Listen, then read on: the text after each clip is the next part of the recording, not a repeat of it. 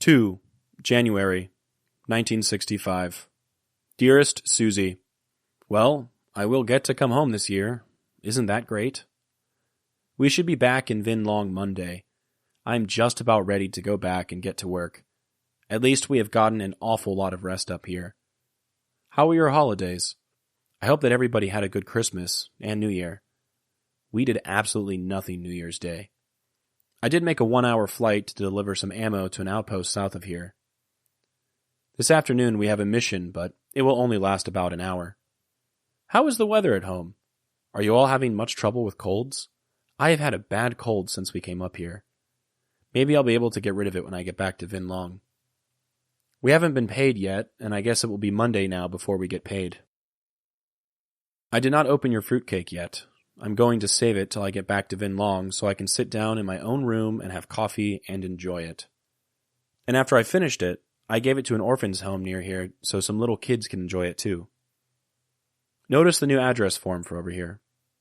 I miss you all very much, and I'm counting the days till we can be together again. At least we are in the right year.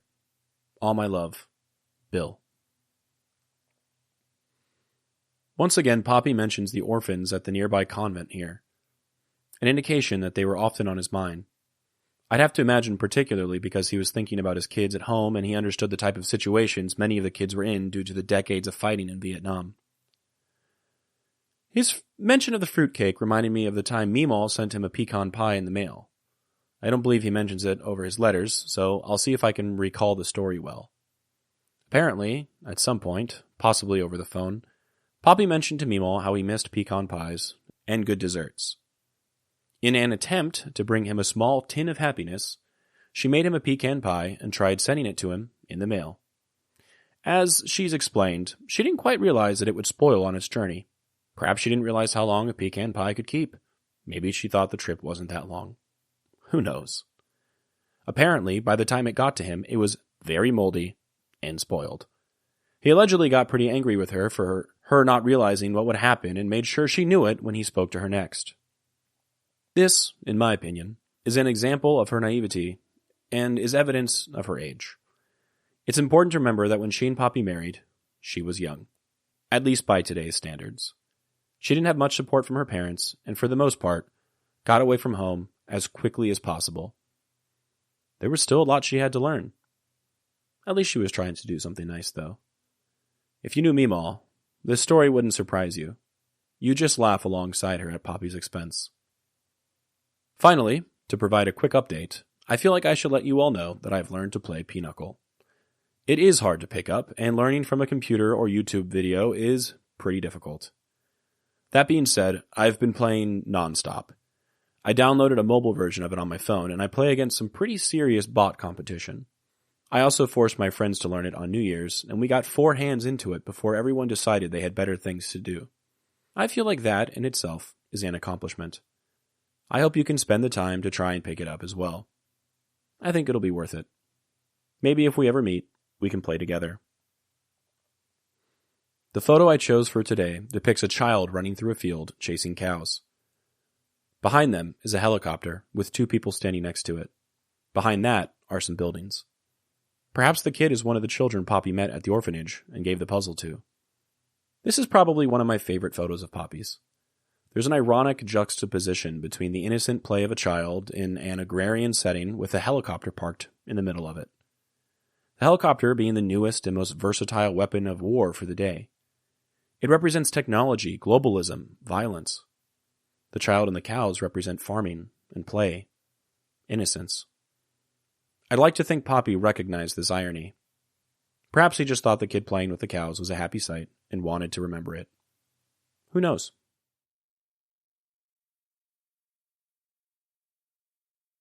(1965) 1-3. My Dearest Suzie.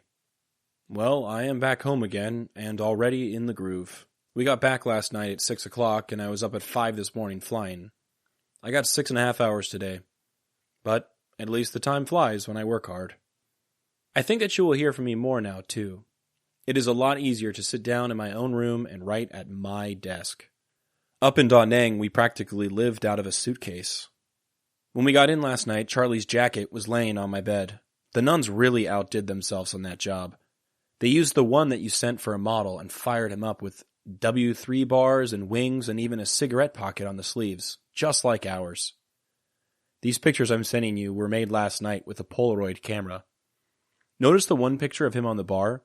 He pee-peed all over the bar before we could get him to pose for a picture. The cutest thing of all, though, was the laundry bag they made for him. Each of us have our own laundry bag with our name embroidered on them and our laundry marks. My laundry mark is 48/0.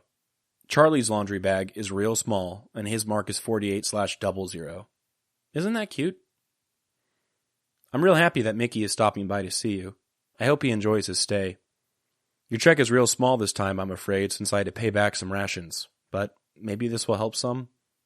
I miss you all very much, and I will write more tomorrow. All my love, Bill. I feel that today is perhaps the best day to introduce you, formally, to Charlie, Poppy's monkey. He was a macaque, which is, interestingly enough, still a common, though mostly illegal pet in Vietnam and the rest of the region. Though I don't particularly have the full story of how Poppy acquired Charlie, I was first introduced to him when, like most young boys, I asked my parents if I could have a monkey. They told me to ask Poppy what monkeys were like, since he kept one as a pet in Vietnam. But ultimately the answer was always going to be no. From that moment on, it became a well-known fact that I told almost all of my friends that my Poppy had a monkey when he was a soldier in Vietnam. By the way Poppy wrote about him in his letters and talked about him, as well as all the photos he took of him, you could tell he really cared for the little guy.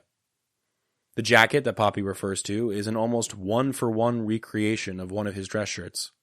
The nuns hand-stitched a small shirt for Charlie, complete with snap buttons to keep it securely to his body. On the nameplate, it says Charlie, and, like Poppy describes, it even has his rank and insignia as well as a tiny cigarette pocket. Obviously, Charlie is named ironically after the Charlie in the trees.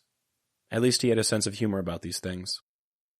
When I was an undergrad in college, I took a class which really stuck with me. It was a seminar of 13 students and the one professor called War in Literature and Film. It was a course where every week we read a different novel about Americans in war, starting with the Civil War and the short story Chickamauga by Ambrose Bierce, and ending with Phil Clay's Redeployment. In that course, we read 2 books about Vietnam and also watched Apocalypse Now. It inspired me to ask more thoughtful questions about Poppy's time in the service. As a result of asking these questions, Meemaw surprised me and sent me a package in a bubble mailer. It was Charlie's shirt. This surprise excited me so much that I immediately emailed my professor and asked if I could bring in my grandpa's monkey shirt from Vietnam. He said I could and was incredibly surprised when I brought in a shirt that fit a monkey with warrant officer bars and a nameplate. He thought it was just slang for some jacket Poppy used to wear. The class was enamored with the artifact, and we spent most of our day talking about Poppy and things like Charlie's shirt and how they related to the books we were reading. At that point, I knew so little that when we read in Michael Hare's Dispatches a passage about a guy at the Battle of Hue with a monkey, almost everyone, my professor included, was convinced that it was Charlie. It wasn't, though, but I wanted to believe it was. After college, I framed the shirt in a shadow box. I hung it on a tiny hanger and printed out 2 photos of Charlie. I kept it in my room in my parents' house until I moved out for good when I offered it to my dad. He took the VC flag and a few other things for his office at home, and I thought it fit.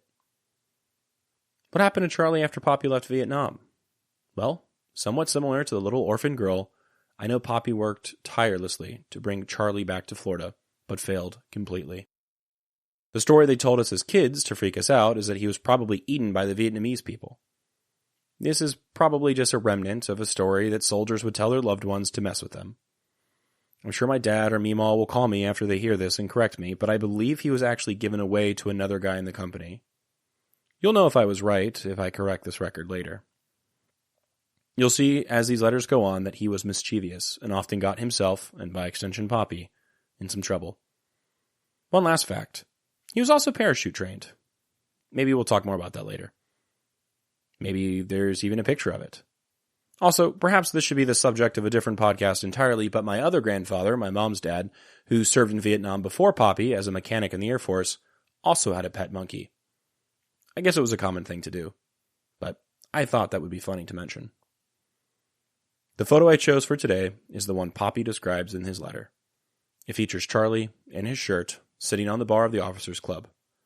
I assume it was taken just after he pee-peed everywhere? There's another one that he also sent that featured him holding Charlie with a big smile. I'm glad that his exotic pet could bring him moments of joy. I'll find a place to share that photo later on.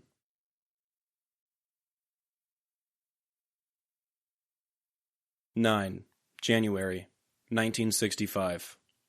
My dearest Suzie, I got the pictures today that you sent to the boys. They looked real cute, and so did you, except you looked scared to death. But I was real glad to get them and look forward to more.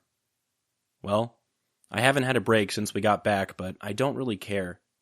Working hard all the time, I don't have much time to think about all the time I have left.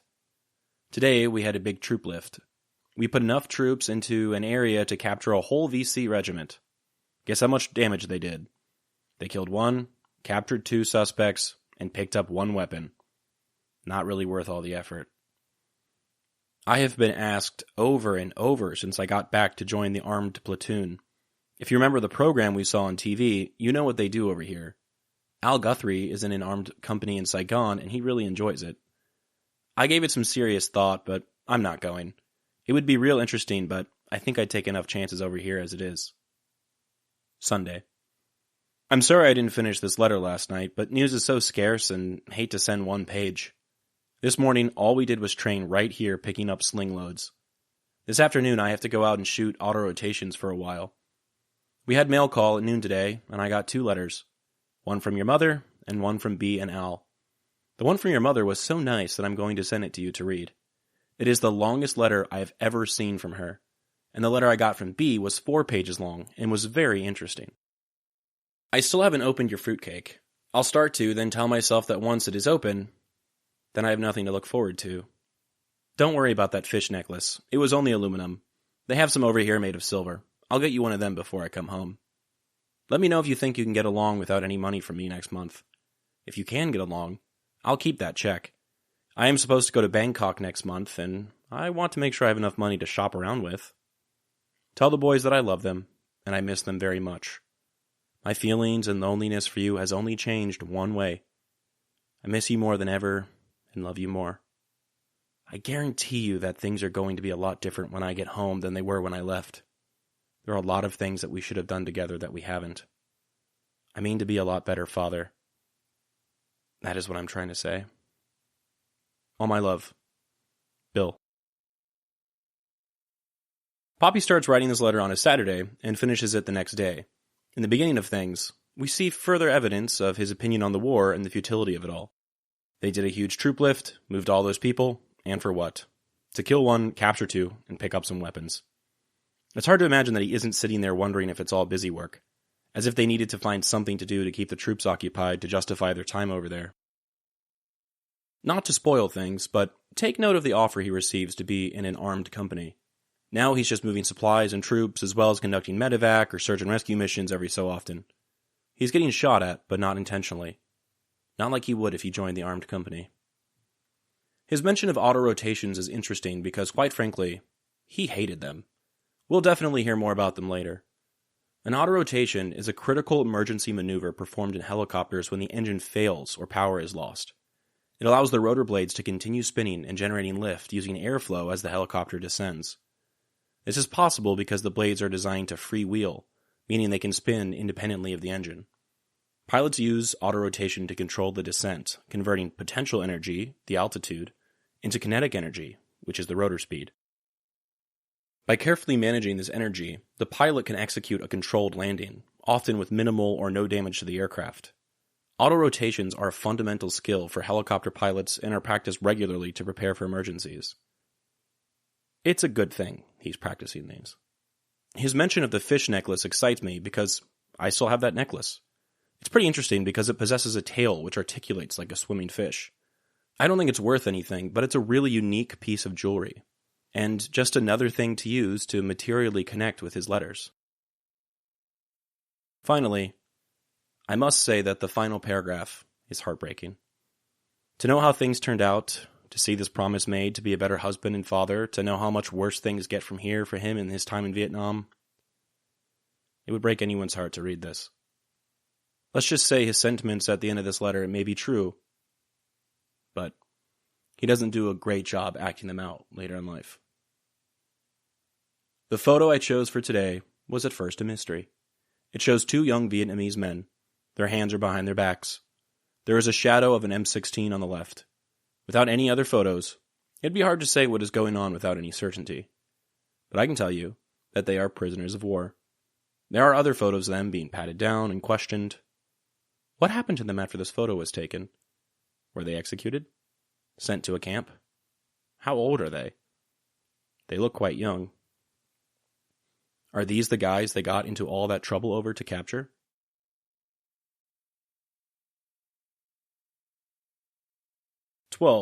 January 1965. Dearest Suzie, how are you and the boys getting along? I hope you're all right. I haven't had a letter from you now in 4 days. What is the matter? Yesterday, I had to take another ship to Vung Lon to be repaired. I had to stay up there overnight. One thing I really get enough over here is moving around. Sunday, I had to take a check ride. It was quite unexpected, but I passed it with no sweat, so now I am an instructor pilot. How about that? A W1 IP. We got in 7 new warrants today, so I know I'm going to be pretty busy for a while. We only have 3 IPs in the company, and we will have to check all these new people out. Well, there isn't much happening here. I got Charlie a rabies shot today and had a long talk with the veterinarian. There's a good chance that if he is in good health when I get ready to go home, I'll be able to take him right along with me for very little expense. If I can, do you want me to? I don't want you to think I'm complaining because you've been pretty good about writing, but when I don't hear from you at least every couple of days, I start to panic. I will close for now, sending you all my love. I miss you very much. Sincerely, Bill. In this letter, we first hear about Poppy becoming an instructor pilot. As I've previously mentioned, after he got back from Vietnam, he was offered the chance to be an instructor in the States, but gave it up knowing he would not train people fully, and that they would be subjected to what he went through in Vietnam, or worse. But he seems to be excited here. He's happy to be a W1 instructor pilot, and was perhaps excited to spend his time training new pilots, which meant he wasn't spending his time doing other things. We also see him ask Meemaw about bringing Charlie back to the States with him. I find this so fascinating. Is Charlie a pet? Is he a souvenir? What sort of life did Poppy see him reasonably having living in the United States around his wife and 3 young children? There's no way you'd want to raise a kid near a monkey, even if it was one you loved and spent time with. If he had stayed in the military, did he expect the Army to let him keep Charlie on some base? It is with this question that you can't help but feel some sort of pity for Poppy. His only real sort of distraction or entertainment becomes his friend, who is a monkey. He desperately tries to bring him back to ordinary life, but is shut out. He isn't allowed to. How many people felt the same way? Did my other grandfather? Also, does stuff like this still happen today? You hear stories of veterans bringing back stray dogs from war zones. Are there other animals? Is this a unique case just found in Vietnam? Finally, I'll point out how he notes her lack of letters. Though at the end of his letter, he apologizes for asking about why she isn't writing to him as much as he'd like, this, as with many other things, is a constant motif in his writings. For contemporary audiences, this anxiety may seem undue or unfair, but we live in the information age. We live in a period of constant global communication. There are essentially no limits to communicating with other people. You can video chat with anyone around the world and speak to them in real time, seeing their face and hearing their voice. Meanwhile, merely 60 years ago, he was lucky to get a photograph and to hear a recording of his son's voice on a magnetic strip situated inside a plastic cassette tape. Even for people old enough to remember these days, or to remember a time before cell phones, this expression of frustration from Poppy may seem futile. But what else does he have to look forward to? You may remember the days before all of this communication, but there may still be a lot you've forgotten. This may be a stupid point to make, but you're listening to me anyway. I binged all of Seinfeld a few years ago. I made the observation that had it not been for answering machines on home phones, I don't think the plots for episodes of 90% of Seinfeld, Friends, or other 90s sitcoms would have been possible. There was enough drama caused by those. Imagine how much more slowly things used to be even before that. How much more time you'd spend anxiously waiting for the postman to come by and deliver a letter. How let down you'd feel when it's been days and you haven't gotten any new word from your wife on the other side of the world. It's just a lot to consider for a contemporary listener. The photo I chose for today depicts a helicopter flying low to the ground. It holds 4 soldiers, 2 pilots and 2 people I assume to be gunners. They're looking at the camera and smiling. Perhaps they're going on a training mission. If I were the guys in the back, I would hope it wasn't an auto-rotation.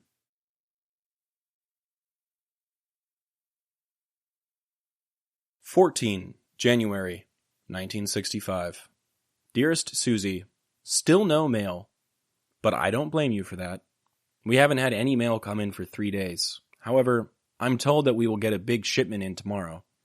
I sure hope so. Today was pretty interesting. It was the first time I've actually had a chance to use my IP position. I had a brand new warrant officer today. We flew for 5 hours, and I think I did it very well as an instructor, blowing my own horn again. Then tonight, I had to take another man up for a 2-hour night check. Tomorrow, I get a new captain to teach. How are things at home? I know I don't have to ask if my boys are being good. I know they are. How's the car getting along? I hope you aren't still having trouble with it. What do the girls have to say about their necklaces? Next month is my trip to Bangkok. I'm really looking forward to going. Mainly because when I get back, I will just about be halfway through this tour. September still seems a long way off. Well, I'll close this letter for today. I just got word that I have to get up at 4:45 in the morning for a troop lift, so I'm going to bed. All my love, Bill. Though this letter is short, I feel it speaks a lot about Poppy's character, and quite frankly, it makes me consider how much I'm like him. I know that a broader goal of this podcast is to talk about inheritances, about things that we are given by those who come before us. Sure, I've been given many material things from Poppy in his time in Vietnam. I have his letters, diary, photos, artifacts, and even an NVA rifle. I'll talk about that later. But what else did I inherit?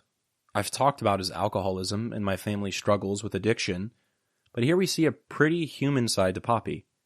We see that he's embarrassed to mention he may have done something well by commenting that he was blowing his own horn again.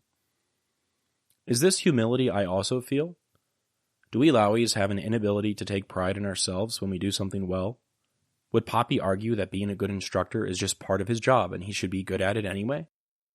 Also, knowing that he was an instructor to pilots as well as a drill instructor before, it reminds me of how I've become a teacher.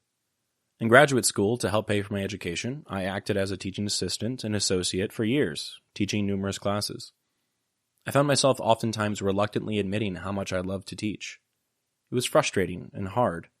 You don't get rewarded the way you deserve to, and for the most part, people are unappreciative for the hard work you put in. But that doesn't matter. It's fulfilling anyway. You know you're actively making a difference in someone's life. I would be the first to say that the context surrounding these two things is very different. He was a pilot in a war zone, teaching other people how to fly a dangerous piece of machinery.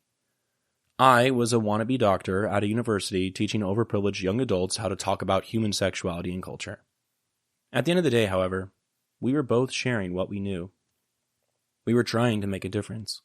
We were getting by the best we knew how, helping others to learn.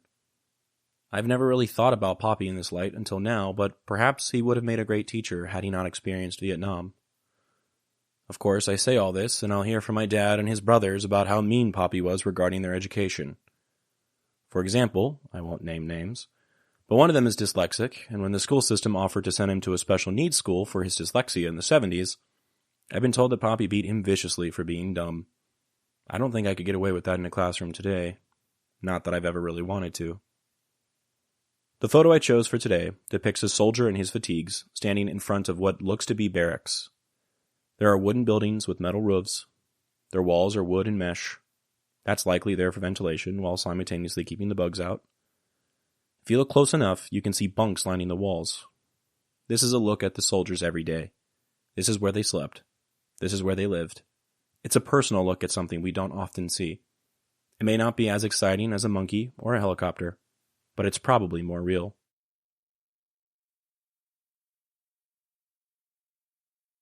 Saturday, 16 January.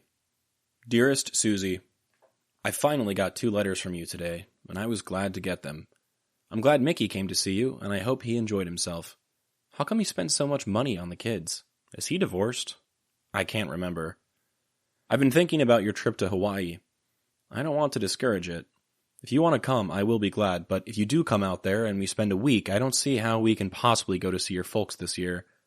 And I would really like to go up and see them, and I know you would. And we would be able to go up there when I come home and enjoy ourselves. No money problems. We can do one or the other with no problem at all. It is completely up to you, whichever you prefer.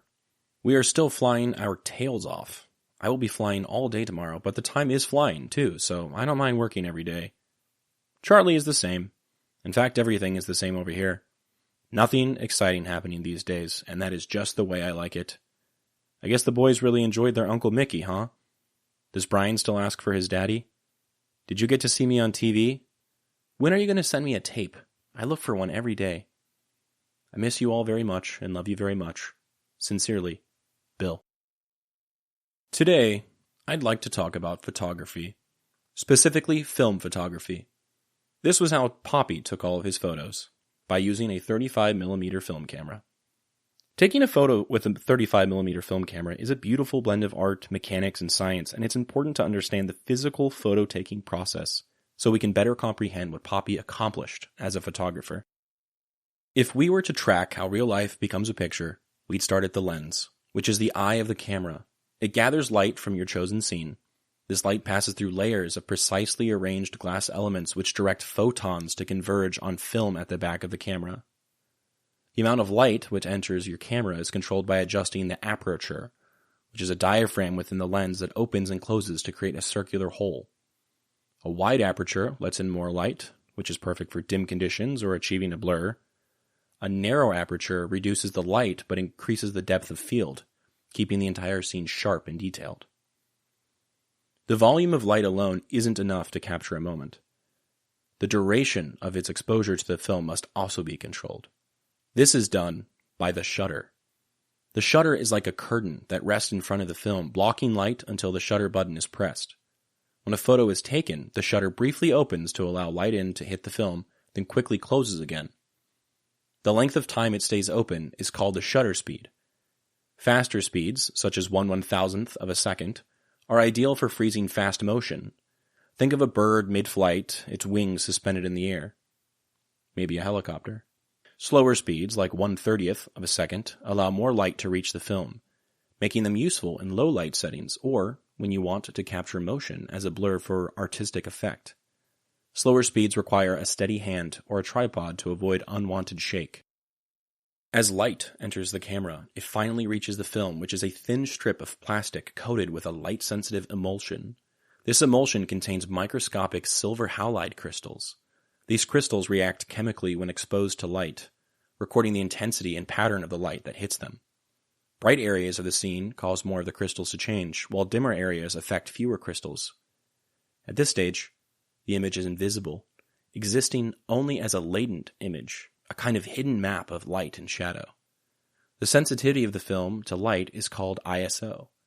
Lower ISO films, like a rating of 100, require more light but produce finer grain, while higher ISO films, like a rating of 800, are more sensitive but grainier. Once the shutter closes, the camera's internal mechanism advances the film. A small gear system winds the exposed frame into the spool and positions a fresh, unexposed frame in front of the shutter, ready for your next shot. But capturing the image on film is only the beginning. The latent image needs to be developed through a chemical process to bring it to life. In a dark room or specialized lab, the film is submerged in a developer solution. This chemical reacts with the exposed silver halide crystals, transforming them into metallic silver particles. These particles form the dark areas of the image, corresponding to the brightest parts of the scene. A stop bath halts the development process, and a fixer solution stabilizes the image by washing away any unexposed crystals, ensuring the film can be safely exposed to light without further changes. What emerges is a strip of negatives. On these negatives, light and dark are inverted. The brightest parts of the scene appear darkest, and the shadows are light. While in a war zone, often flying, Poppy utilized his mechanical camera to capture images with photosensitive film preserving what he saw forever on silver halide crystals. Photography is a simple yet delicate process, and in my opinion, his photographs are one of the greatest achievements of his life. To conclude, I'll share that today is my birthday. If you are enjoying the show, it'd be a real gift to me if you would like this episode and subscribe to the show. If you feel compelled, feel free to comment your thoughts on things or email me. I'd love to hear from you. Most importantly, there's enough of the show out by now for you to know what it is. Consider finally taking the time to share this with someone who you think would enjoy it. Perhaps your grandparent is still alive and they remember the 60s. Maybe you have a friend who is a war buff. Either way, sharing would be the greatest present to me. The photo I chose for today is a blurry, dreamlike photo of Charlie wearing his shirt, sitting on the ground, and eating something. I chose it because it's one of my favorites. Happy birthday to me.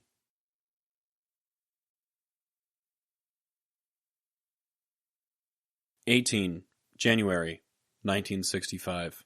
My dearest sweetheart.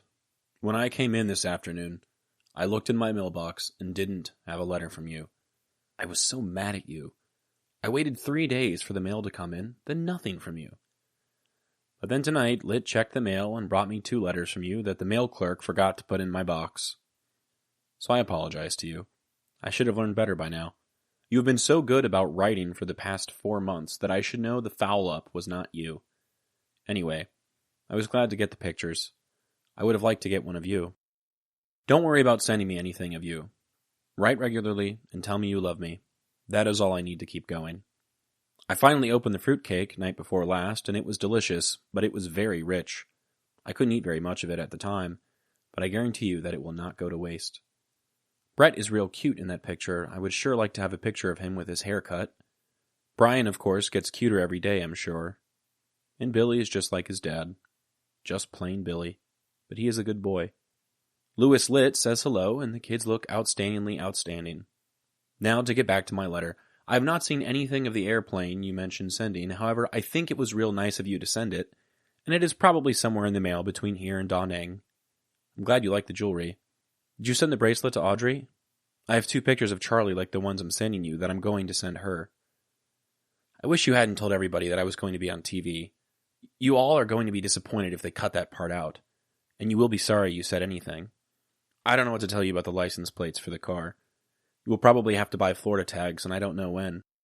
Things are the same here. I've been flying every day. The last week has been pretty quiet.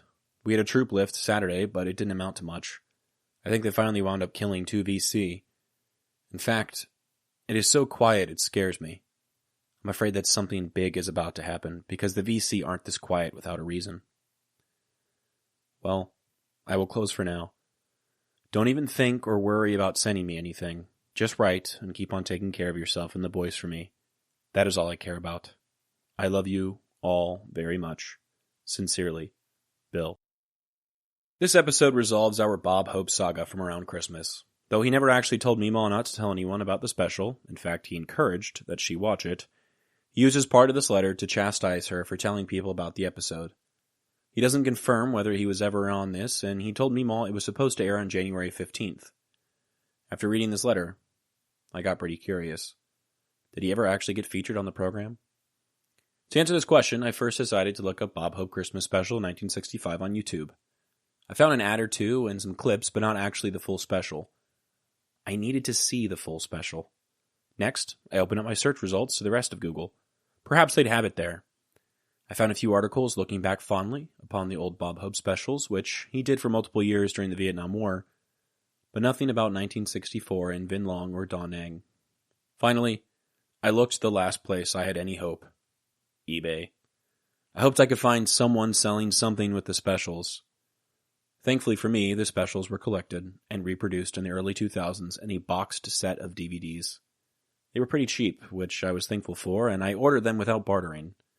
Couldn't miss the chance to buy something that literally no one else was interested in. The day it arrived, I didn't check my mailbox until about 10 p.m., and when I saw what had arrived, I ran inside. Though my fiancé asked me nicely to go upstairs and start getting ready for bed, I couldn't wait any longer. I quickly threw the first DVD in my Blu-ray player and hoped to find something cool.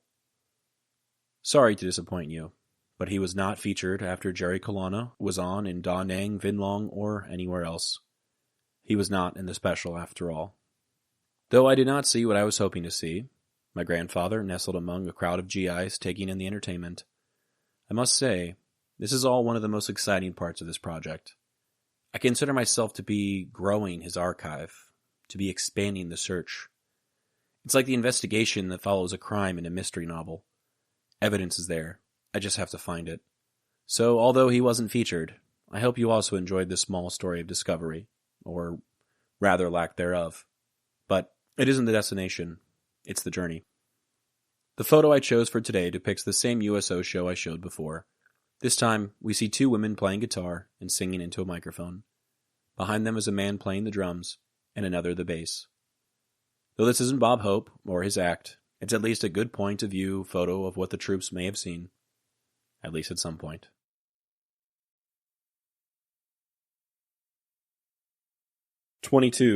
January 1965. Dearest Suzie, I'm sorry I waited so long to write, but I kept thinking I would get a letter from you. Either our mail is not coming through fast enough, or you aren't writing enough. I haven't heard from you since Sunday, and here it is, Friday. Needless to say, my morale is very low. Mail has already come in today, and no letters, so I can't even look forward to mail till Sunday again. Things are the same over here. We stay pretty busy flying. It is hotter than blazes already, and they say that hot season hasn't even started yet. Well, in 4 days, we will have 1/3 of our time over with. It seems like a lifetime already, though. Yesterday, Cosumano tore a helicopter up. He lost a tail rotor, and the thing flipped over in the water in a pond right off the end of our runway. He was real lucky that he wasn't killed. The tail rotor that came off hit Lieutenant McConnell's ship and put 2 big holes in it. He was lucky, too, that that thing didn't hit him. Anyway, we do have a little excitement once in a while. Also, yesterday we had 2 gunships shot down by the VC. They burned one of them. Nobody was hurt, but they sure had us worried for a while. I love you all and miss you more than ever. I can hardly wait for these next 8 months to go by. Kiss the boys for me. All my love. Bill. Over the next few episodes, I will be presenting a piece of creative nonfiction I wrote for a class in my PhD program. As I've explained before, COVID meant that there wasn't much of a chance to go outside and do formal research for my dissertation, and therefore I had to find other things to write about. This was one of them. This will be presented over the span of a few episodes, with a break in the middle, because it's pretty long compared to what I usually share. Hopefully, you will be able to keep up with things. There will be a bit of information from before repeated, but let's just say that it's for the people who haven't been keeping up with every episode. Also, just so you know, this was written about 3 years ago. Things have certainly changed a lot since then. With that said, I'd like to present Finding My Grief, Part 1.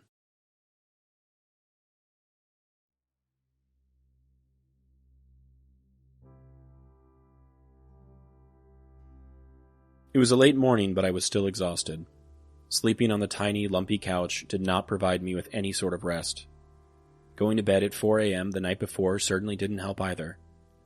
The many heavy footsteps in the tiny trailer made it nearly impossible for me to obtain any sort of deep sleep. When I awoke, I mindlessly flipped on the TV, hoping to distract myself. Some random movie started, one I had never seen before.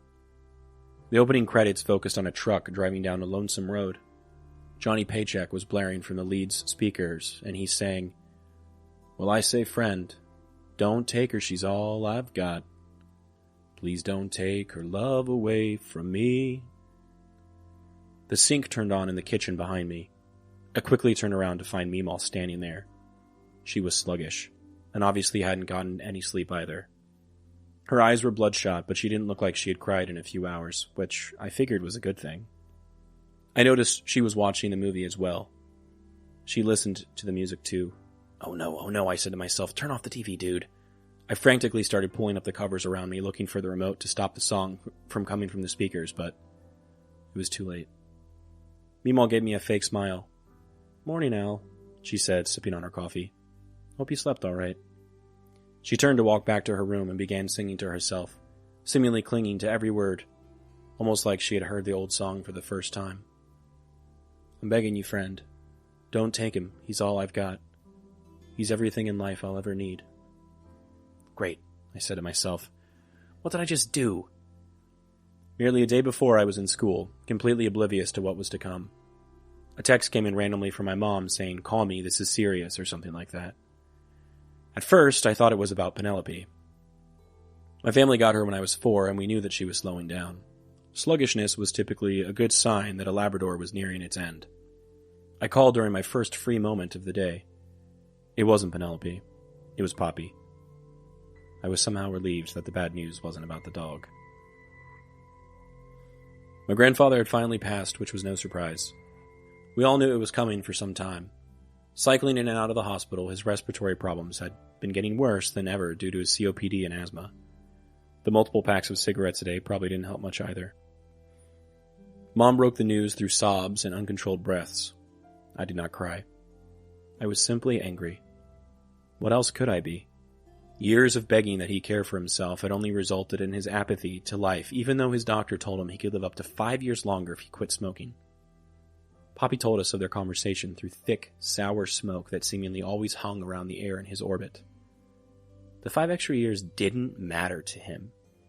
The extra time would have meant my high school graduation, a handful of other graduations, meeting great-grandchildren, and every holiday you could imagine being spent with his big, oftentimes unhappy family. Sitting on the porch and sucking in tar took priority, or at least that's how I viewed it. Who could really blame me for my anger? I also felt annoyed. It was the day of my thespian induction ceremony. Finally, I was going to light the candle and join the club I worked so hard to get into. Suddenly, I wouldn't even get the chance to really celebrate, seeing as how immediately after the ceremony, we'd have to load up the car and drive 5 hours straight to Georgia. I wanted to have fun with my friends. Maybe by going to Steak and Shake and getting something sweet to celebrate. I did not want to sit in a car for so long on such short notice. When everyone found out that my brother and I would not be attending dinner, their dispositions immediately changed. What was supposed to be a carefree night of celebration mutated into expressions of sympathy and support. People were caring and understanding, but I was not looking for those things. I was looking to be angry and annoyed. As a kid, my grandfather was the coolest person I knew. He was a war hero and a fisherman and someone so cool that he didn't even have to speak. When he entered a room, you knew. Why didn't he want to spend more time with me? Why would he put us all through this?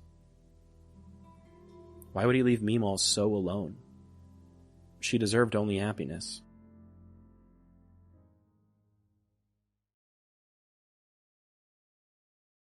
The photo I chose for today shows a Huey helicopter as a part of the 114th Aviation's Cobra Division, hovering lightly over the ground. This is certainly not Cosimono or Lieutenant McConnell. I don't actually have any more photos of wrecked helicopters besides the one I shared at the beginning of the show, which might actually be Cosimono's. Regardless, I really like this photo. This helicopter possesses rockets on the side of it. This is almost certainly an assault ship.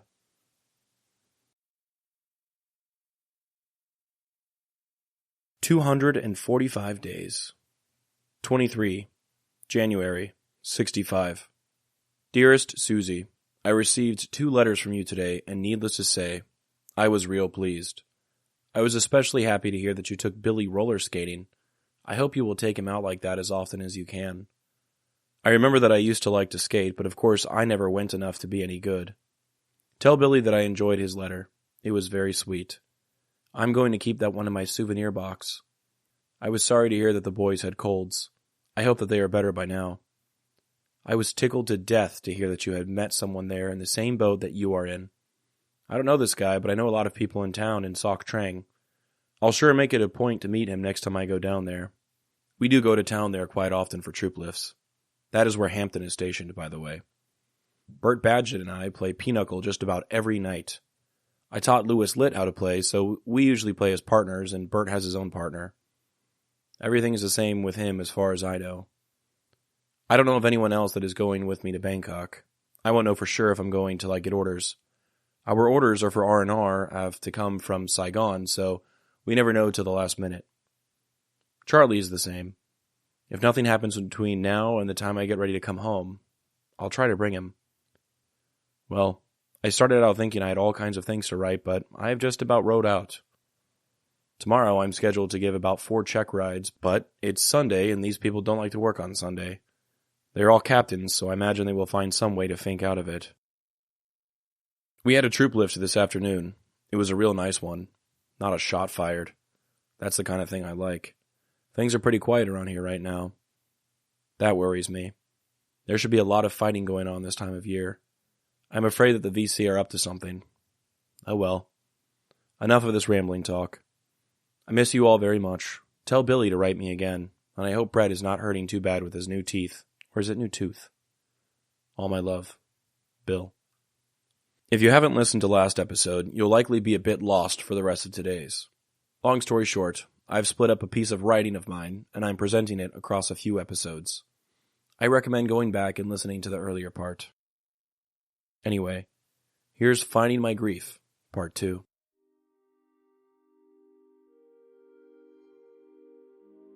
Highway lights flashed like strobes and faded into nothingness, leaving me with only the dark night sky of the country. My ears were stuffed with tiny speakers, loudly playing whatever could fit onto those 64 gigabytes on my light blue iPod mini. Let it be, crooned Paul McCartney. I can't, Paul, I thought. Everyone was in their own worlds. Mine was statuesque and paranoid that someone would notice the tears streaming down my cheeks. These aren't tears of sorrow, I told myself, just anger. A young man could not be vulnerable. I felt worse than I thought I possibly could walking into the trailer. Meemaw was sitting there, crying, struck with grief and 55 years of for better or worse. There was nothing I could do to help. Catholic teachings and parables became mantras expressing that Poppy was in a better place now, even if he was a Baptist, and she was sure God would still let him into heaven. Meemaw was the glue that always held the family together, but now she was falling apart. When they moved up to Georgia only a few years before, we all questioned the decision. After all, Poppy's health was getting worse. Why would he want to go to the middle of nowhere? What would they do if there was an emergency? I asked my parents, and they joked that all Lowies wanted to return home to Middle Georgia to die, like elephants. Originally, I was told the story that the night Poppy died, he woke up in pain. Meemaw, who rarely slept full nights herself, ran into his room and helped ease his troubles with some painkillers. What was strange is she decided to stay with him, which was something she typically didn't do. She told us she lay next to him in bed until he fell asleep. She said he seemed at ease, and she reveled in the moment until she herself fell asleep. The next morning, she woke up, and he didn't. I've been told by one of my oldest cousins since that it didn't happen that way at all. I should have known better, even at the time, but I guess what really happened doesn't matter much. I prefer the story I was told. It's a prettier picture. In the years following, Meemaw chose to sleep in Poppy's room. At first, we thought she was just being polite and giving up her bed for others to sleep on when we came up for the funeral, but she never actually left his bed. She never seemed to want to offer an explanation why, either. Ironically, a Lowie family reunion was already planned for the weekend that Poppy passed. His siblings and cousins had already been funneling into McRae from all around the South to attend. Dad joked that Poppy was so cheap he didn't want people spending money to come to his funeral. Nearby, Little Okmulgee State Park hosted the Celebration of Life, a place used regularly for the not-at-all annual family reunions. Dozens of people I barely knew swarmed us, looking at us with that face, that "you're so poor and helpless and you lost your grandpappy and now we're all here to watch you squirm" look. I went on walks by myself, avoiding the crowd and the attention. I took photos of the foliage and talked to myself as a distraction. At one point, my father, who typically maintained his composure, grabbed my brother and I, leading us down a random road which led to a campground. He wanted to be alone. Nothing was said. All remained quiet.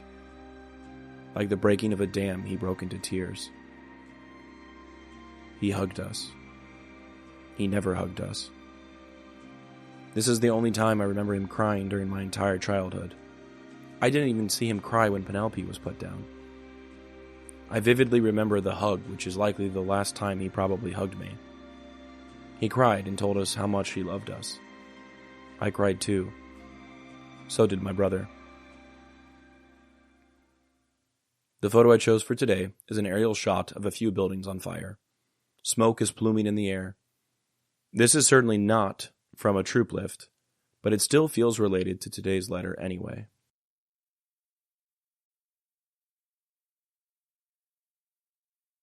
"8 months, 25, January, 65. Dearest Suzie, I received your latest letter this morning. I hope that Brett's feeling better by now. I know that he is miserable, teething this late like he is, but I am glad to hear that he is finally getting teeth.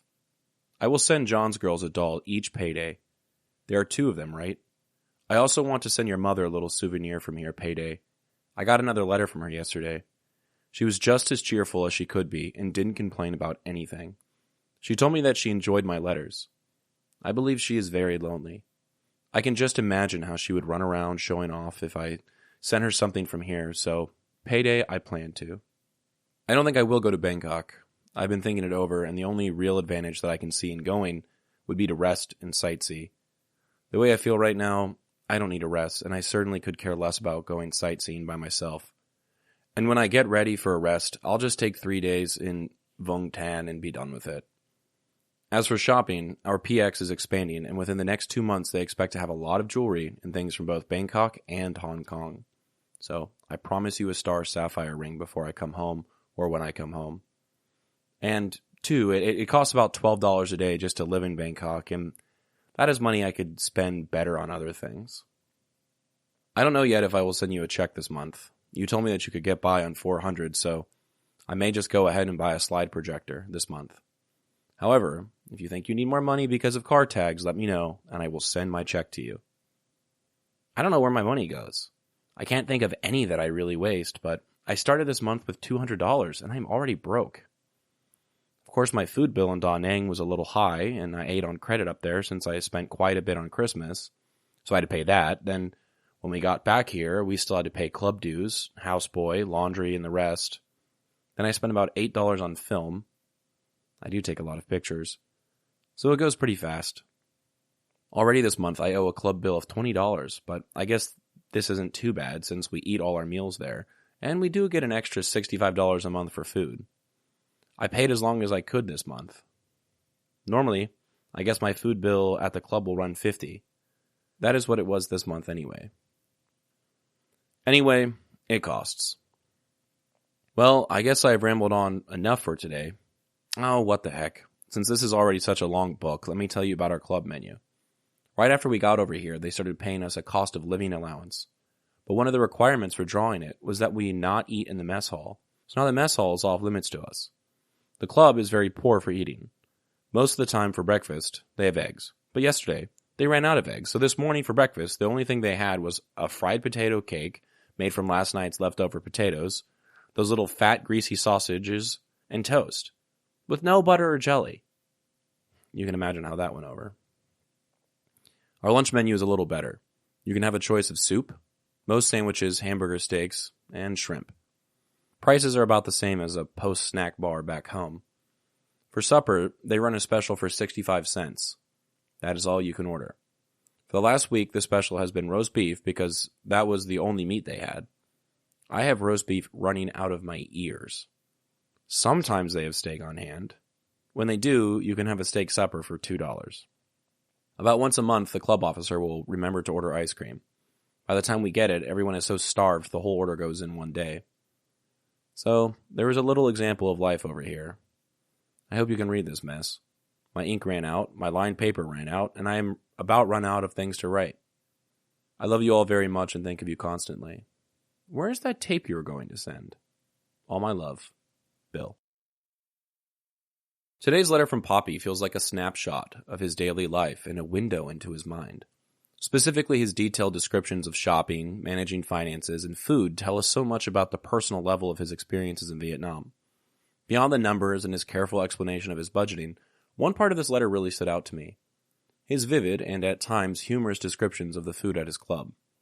I've explained before that he was a picky eater, and to know that even when he was overseas, he had a strong opinion on things, is quite entertaining. Bill's attention to his finances is still pretty striking. He starts the month with $200 and is already broke by the time he writes to Meemaw, yet he accounts for every expense, paying off Christmas bills, covering meals at the club, paying the houseboy, buying film for his camera. Even with limited resources, he's thinking about sending dolls to John's daughters, a souvenir to Susie's mom, and maybe even getting a slide projector. And let's not forget the promise of a star sapphire ring. It's also a little funny, in a bittersweet way, to hear him say he doesn't know where his money goes. Between roast beef dinners, club dues, and laundry bills, it's clear life in Vietnam came with its own unexpected costs, and yet he manages to make do. If there's one part of this letter that brings Poppy's experiences to vivid and sometimes greasy life, it's this. Breakfast, for example, wasn't exactly a gourmet affair. On this morning, there were no eggs, so the only options were fried potato cakes made from the previous night's leftovers, greasy sausages, and toast without butter or jelly. You can almost hear his disdain for the limited menu. Lunch and dinner weren't much better. Lunch offered soup, sandwiches, hamburger steaks, or shrimp if you were lucky. Dinner was often a special for 65 cents, but for the past week, that special had been roast beef. He writes, I have roast beef running out my ears. And you can feel both his exhaustion and his sense of humor about it. Occasionally, there'd be a steak for $2, but that was a rare treat. An ice cream? That was a true luxury. When it showed up about once a month, it disappeared in a day, with everyone scrambling to get even a small taste. It's a detail that's both funny and a little sad, showing how the small comforts of home, even something as simple as a scoop of ice cream, felt like treasures. Bill's description of the food aren't just entertaining, they offer a glimpse into the larger realities of life in Vietnam. For instance, one reason the food was so limited is that the soldiers were given a cost of living allowance, which meant they couldn't eat in the mess hall and had to rely on the club for their meals. This detail alone shows the complexities of military logistics and how even something as basic as food could become an unneeded daily challenge. Even with these challenges, Bill's focus never wavered from Suzie and the family. He worried about sending enough money home, promised her that star sapphire ring, and explained how he always kept her in his thoughts. The photo I chose for today depicts what looks to be the interior of the officers' club. If it is not the one in Vinh Long, then it is at least one somewhere. It features many colorful chairs in the foreground with a few guys sitting in them. There is a bar in the background to the left with a menu board above it, and back on the right wall there appears to be slot machines. Perhaps this is where he found his addiction to the one-armed bandit. His favorite was the Blazing 7 slot machine, and when I was growing up, if you visited him while he was on his computer, you'd typically find him playing a free slot machine game or Bejeweled.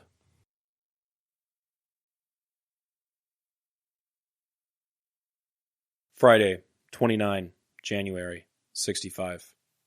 My dearest Suzie, I received your letter tonight, and I was glad to get it. I know that these are very lonesome times for you, but for what little consolation it is to you, I assure you that you and the boys are on my mind constantly. I don't think there is anything that we can do about that last Christmas present. It really hurts me because I could really use it, but we had an illegal setup on getting our mail up at Da Nang. If it had gone through normal channels, it would have taken us 2 more weeks to get it. So we had a pilot pick it up here and take it up for us. When he got up there, he had to put it in an unlocked box for us. So I'm sure that if someone took it, they took it out of that box. The pilot who took our mail up is a good guy, and he was just doing what we asked him to do. So if I said or did anything about a missing package, he is the one guy who would be in trouble. So I'm sorry that you lost the money, but I know that the thought was there, and that is what counts. This picture that is enclosed was made about 15 minutes ago. We are in the middle of a platoon party. We have a new platoon leader now, and this is his way of getting acquainted. So, we are having steaks and beer tonight. That guy in my lap is Charlie, in case you hadn't noticed. This has really been a week for us. We have had a troop lift every day. I have been subjected to enemy fire 37 times this week, and tomorrow we have at least 2 more lifts. All the action that I was worried about coming is here, I'm afraid. Oh well. Just look at how fast the time passes for me. Yesterday afternoon, I hauled about 17 wounded people out of an area that had been mortared by the VC. One of them was a woman, about 23 or 24 years old, with a baby, about 8 months old. She was alive when we landed at the Vietnamese hospital. The baby wasn't. They had both been hit by mortar fragments. Last night, I didn't drink a drop, but you can understand why tonight I have decided to get drunk on my blank. Enough of that bad news. I'm fine. The only thing that has been damaged for me so far are my feelings. I love you all very much. Naturally, if I love you, I have to think of every young woman and every kid that is hurt in this miserable place, and it makes me sick. I'll quit. I will try to write sooner next time. All my love. Bill. Today's letter from Poppy comes at the end of an emotionally and physically grueling week. It's a deeply personal letter, filled with reflections on his family, camaraderie, and the devastating realities of war. Poppy is writing during a rare moment of respite, a platoon party meant to welcome their new leader, but the letter is anything but carefree. He begins by addressing the missing Christmas package, a small but meaningful loss. The informal system of transporting mail in Vietnam meant that the soldiers had to rely on creative but unreliable methods to get their letters and packages. In this case, Poppy and his unit asked a pilot to fly their mail from Vinh Long to Da Nang, but the mail was left in an unlocked box, where it likely disappeared. Despite the loss, Poppy's letter shows his understanding of the situation. He refuses to place blame on the pilot, a good guy who was just trying to help. Instead, he reassures Suzie that the thought behind the gift mattered more than the gift itself. The letter quickly shifts to the challenges of the week. Poppy writes that he's been under fire 37 times in just 7 days, a staggering figure that underscores the relentless danger he faced. Among the most harrowing moments was evacuating wounded civilians from a village that had been mortared by the Viet Cong. Poppy describes one rescue that will stay with him forever. A young woman, likely in her early 20s, and her baby, only 8 months old. The woman survived, but the baby didn't. Poppy's words are filled with anguish as he admits that the emotional weight of these moments is overwhelming. That evening, he made the decision to drink during the platoon party, not to celebrate, but to momentarily escape the pain. Was he thinking of his wife and infant back at home? He said he was. Brett, after all, we know, was teething. He wasn't much older than the baby that didn't survive the helicopter ride. Who did Poppy blame for the baby's death? The mom? The VC? His fellow American soldiers? Was there anyone to blame? Amid all the chaos, Poppy's love for his family remains a steady anchor. He reassures Suzie that she and the boys are always on his mind, even in his darkest moments. But that same love makes the suffering he sees all the more unbearable. He writes about how every young woman and child he encounters reminds him of his own family, making the violence and loss even harder to process. His compassion shines through even as he grapples with the horrors of war. Here, we've seen another example of the senseless violence he witnessed during the war, and he's only a third of the way through his deployment. As I've alluded to before, when he got back to the States, he wasn't a great person. I can't imagine just how much of these scenes grind down his very soul, damaging his spirit and throwing him into a despair that he can only cover up with alcohol. It's a pain so deep that he transfers it onto his kids, some of whom then later have the same problem. Poppy ends the letter by apologizing for the delay in writing and promising to do better, despite the circumstances. It's a poignant reminder of his commitment to staying connected with Suzie and the boys no matter how difficult things become. Almost as if it was his duty to continue to share his pain with his wife. His resilience is evident, not just in his ability to carry on, but in his determination to share his thoughts and feelings with the family he holds so dear. The photo I chose for today depicts a mother with her baby. It was taken at the Bangkok Zoo. The baby is holding up a treat. This was taken weeks after this letter was written. When he saw his mother and her child, did he think about the two he mentioned in the letter? Was he happy to see a baby smiling and happy to be at the zoo? Did he ever see the dead child in his nightmares, even when he was in his 60s, sleeping in his own room away from Meemaw?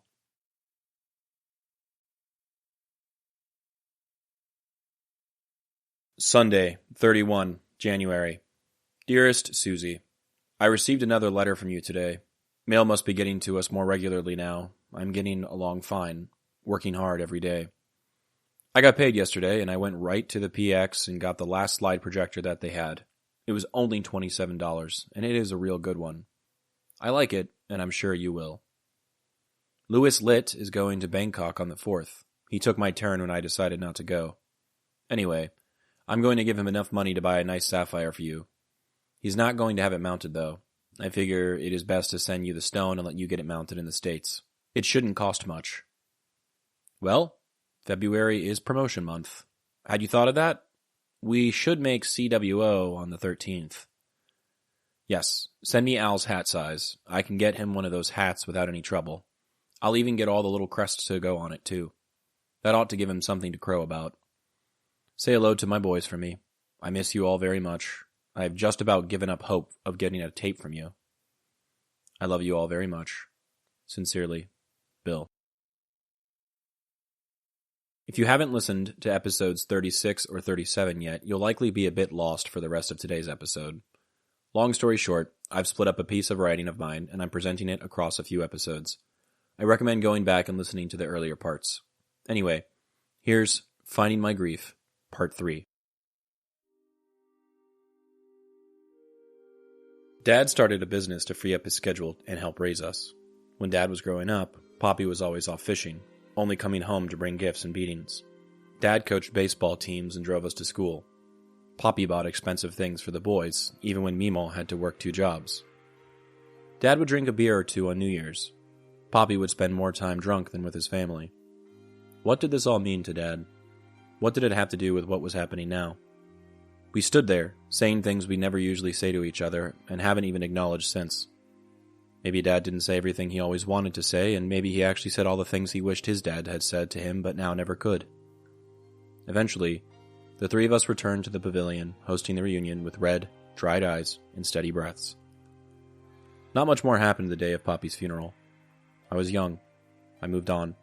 And years later, I realized I didn't really know Poppy personally. By the time I became an adult, I was left with so many what-ifs. I hadn't spent the time talking to him like I should have when I had the chance. The only thing I have left of that day is a few photographs. One in particular shows all of us, sitting in lawn chairs, next to my grandmother, who is holding an oversized and pixelated picture of Poppy. Hey Meemaw, I finally mustered up the courage to speak to her about everything one day while visiting her in her trailer before she moved in with my uncle in North Carolina, when she could still comfortably take care of herself. Can you tell me more about Poppy? I realized I never really got to talk to him like I wish I could have. Sure, honey. What do you want to know? I don't know. How did you guys meet? Why did he join the army?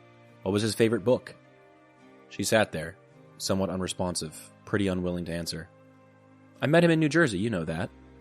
Yes, but how? Wasn't he older than you and from Georgia? How would you even come across him?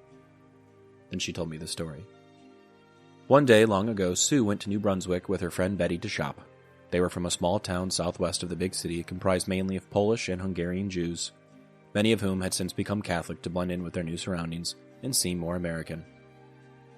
Like any other public outing, they wore their best dresses, which were likely handmade since they both came from very poor families, and while waiting at the train station, Betty caught the eye of a young private in the army, a man named Buster. For Buster and Betty, it was love at first sight. Sue, on the other hand, was introduced to his sour-faced, quiet friend, Bill, who was also a private at the time and stationed nearby with Buster. For Bill and Sue, it was contempt at first sight. Bill thought Sue was foolish and immature, while she thought he was standoffish and rude. They were, however, both willing to support their friends and agreed to go on a double date with Betty and Buster, which was the only way Betty's parents would allow her to go out with an older man, especially one in the army. A few nights later, Buster and Bill went to Betty's house to pick up she and Sue. Of course, Betty could not sit next to Buster in the car because that would be inappropriate, so she and Sue were forced to sit in the car's rumble seat, shaking all the way to dinner and risking rain, which would certainly ruin their hair. Soon after the night of the double date, Sue received letters from Bill. He had a hard time showing it, but he actually liked her and wanted her to know it, in his own way, of course. Sue warmed up to him, realizing that he wasn't so bad after all, and quickly recognizing that pursuing a relationship with him was probably her best chance at getting out of her poor, tiny town. Bill quickly climbed the ranks in the army, going from peeling potatoes to help feed refugees in nearby camps, many of whom were from Hungary, which gave him another reason to hate Sue, to getting his GED and qualifying for warrant officer school. This meant he'd head south soon, and wanted Sue to accompany him. They had one speed bump, though. She was underaged, and needed parental permission to marry him and start her life. Sue knew she couldn't ask her grandmother, or older sister, or any of the people that actually took care of her. She couldn't ask her mom. It would be impossible to go to the psychiatric hospital upstate on her own, and nothing guaranteed her mom would even sign any papers. So, she reluctantly turned to her dad, having to track him down to one of the many bars he frequented in town. She saw him infrequently, typically only as he stumbled down Main Street. She was embarrassed of him. Who wouldn't be embarrassed to say they're related to the town drunk? She marched in and demanded he sign the paper, mustering up the only courage she had in her body to demand her freedom. He had one question. Will this man take care of you? Will I have to worry about you ever again? Fighting back tears, she replied, No, he'll do more for me than you ever could have. Fine, her dad replied, signing the papers and quickly dismissing her. Get going. With that, she packed up her few belongings and headed straight for South Carolina, the only state they could find that would allow them to get married at such a young age. The rest is history. The photo I chose for today depicts someone walking through a rice paddy. It appears to be just off a main road.